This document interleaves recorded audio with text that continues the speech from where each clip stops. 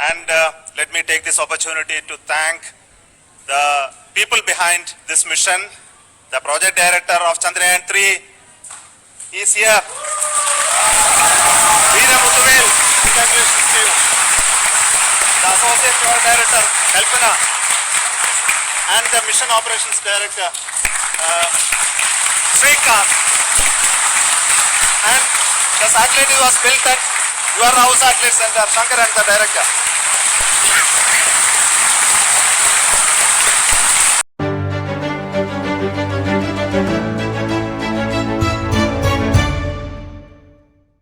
Hello and welcome दोस्तों, मैं हूं वंदना और आप देख रहे हैं लीगल चॉइस। दोस्तों 14 जुलाई को चंद्रयान 3 लॉन्च हुआ था और कल यानी कि 23 अगस्त को बिना किसी रुकावट के, बिना किसी बाधा के चांद पर लैंड कर गया।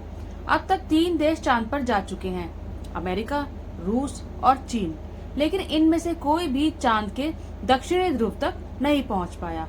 हमारा भारत दुनिया का पहला ऐसा देश बन गया है जो चांद के दक्षिणी ध्रुव पर उतरा है।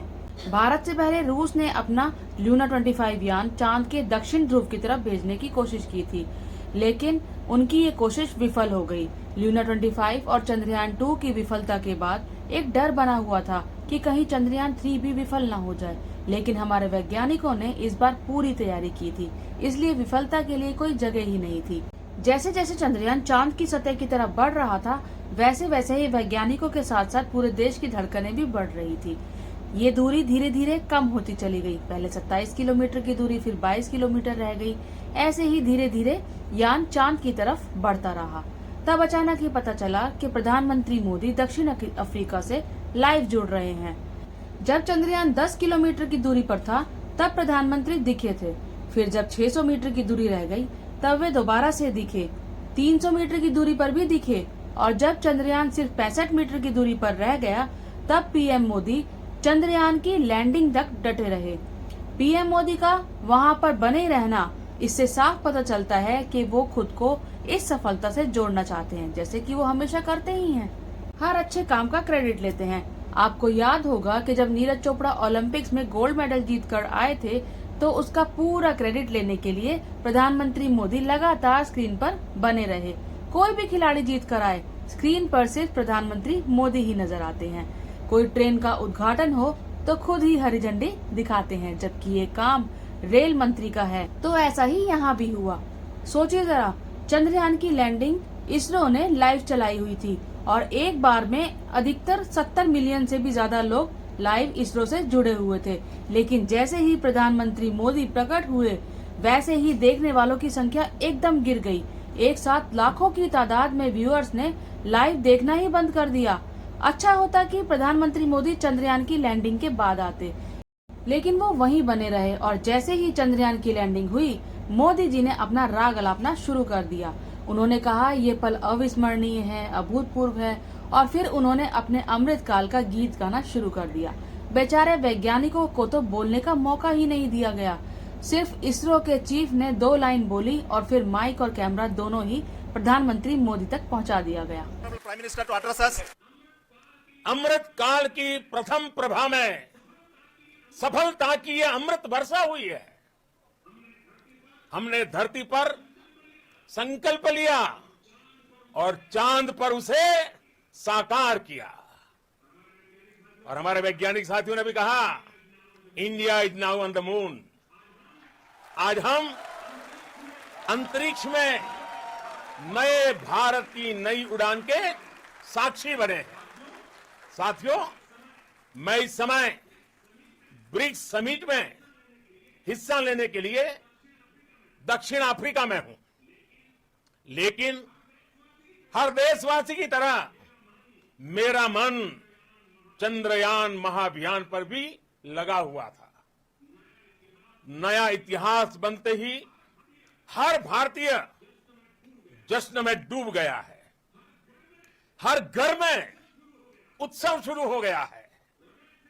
हृदय से मैं भी अपने देशवासियों के साथ, अपने परिवारजनों के साथ इस उमंग और उल्लास से जुड़ा हुआ हूं। मैं टीम चंद्रयान को, इसरो को और देश के सभी वैज्ञानिकों को जी जान से बहुत बहुत बधाई देता हूं, जिन्होंने इस पल के लिए वर्षों तक इतना परिश्रम किया है। बड़े ही शर्म की बात है कि देश के प्रधानमंत्री हर शुभ अवसर पर लाइमलाइट में रहना चाहते हैं, हर अच्छे काम का क्रेडिट लेना चाहते हैं, लेकिन जहां उनको बोलना चाहिए वहां वो मुंह छिपाते फिरते हैं, कहीं नजर ही नहीं आते। आप खुद ही देख लीजिए, मणिपुर में 4 महीने होने जा रहे हैं, पर वहां अब तक न तो कोई शांति हुई, न वहां कोई एक्शन हुआ और न ही मोदी कुछ बोलने को तैयार है। जब देश की पहलवान बेटियां धरने पर बैठी थी, तब ये ऐसे हो गए थे जैसे इनको सांप सूंघ गया हो। लेकिन कोई भी अच्छा काम हो तो स्क्रीन पर सिर्फ अकेले मोदी नजर आते हैं। अगर गलती से कोई आ भी जाए तो उसको धक्के मारकर हटा दिया जाता है। कल जो देश की उपलब्धि थी, उसमें मोदी का क्या हाथ था? क्या मोदी ने चंद्रयान 3 के लिए कुछ खास किया था? उल्टा इन्होंने इसरो के बजट में 1100 करोड़ की कटौती की थी। जिन वैज्ञानिकों को इतना बड़ा काम करने के बाद बोलने तक नहीं दिया गया, उनको 18 महीने से उनकी सैलरी तक नहीं मिली, उससे प्रधानमंत्री को कोई मतलब नहीं है, लेकिन क्रेडिट लेने के लिए सबसे पहले आगे आकर खड़े हो जाते हैं। कल चंद्रयान की लैंडिंग के बाद सबसे पहले सभी वैज्ञानिकों को बोलने का मौका दिया जाना चाहिए था। मोदी जी तो बाद में भी बोल सकते थे, या फिर नहीं भी बोलते तो भी उपलब्धि भारत की ही झोली में जानी थी, अमेरिका और चीन की झोली में तो चली नहीं जाती। अगर पहले हमारे वैज्ञानिक बोलते तो हमारी यंग जनरेशन को भी उनसे कुछ समझ आता, कुछ इंस्पिरेशन मिलती।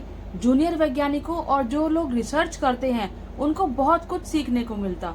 लेकिन प्रधानमंत्री मोदी के आते ही आधे से ज्यादा लोगों ने तो टीवी ही बंद कर दिया, तो क्या ही सुनते। मोदी जी के सामने कोई और आगे आ जाए, भला ऐसा हो सकता है?